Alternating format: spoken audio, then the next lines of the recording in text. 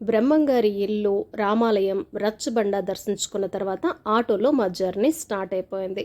చుట్టూ పల్లె వాతావరణం, అలాగే చుట్టూ పచ్చటి చెట్లు అన్నమాట, అడవి, అలాగే కొండలు, చుట్టూతా కొండలతో అలరించే వాతావరణం అని చెప్పాలన్నమాట.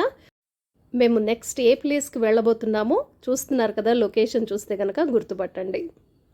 చూస్తున్నారా, లొకేషన్ చాలా బాగుంది కదా. వాటర్, కొండలు, చుట్టూతా ఆహ్లాదకరమైన వాతావరణం అని చెప్పాలన్నమాట. పిల్లలు, పెద్దలు అందరూ కూడా బాగా ఎంజాయ్ చేస్తారు. చాలా హైట్లో ఉంటుందన్నమాట ఈ ప్లేస్.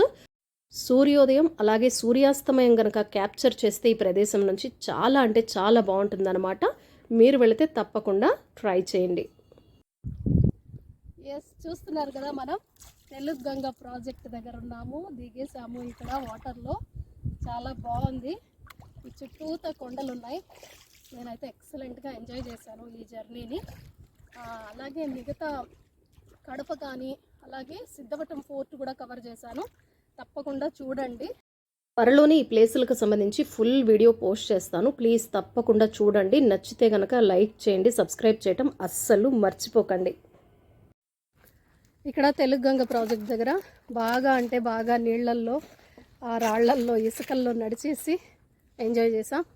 నెక్స్ట్ మనం ఈశ్వరి అమ్మవారి గుహకి వెళ్తున్నాం. ఆవిడ అక్కడ తపస్సు చేశారంట.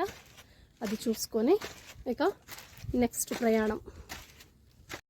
బ్రహ్మం సాగర్లో చాలాసేపు ఎంజాయ్ చేసిన తర్వాత మా ప్రయాణం మొదలైంది ఆటోలో. మేము నెక్స్ట్ ఈశ్వరీదేవి గుహకి వెళుతున్నాం.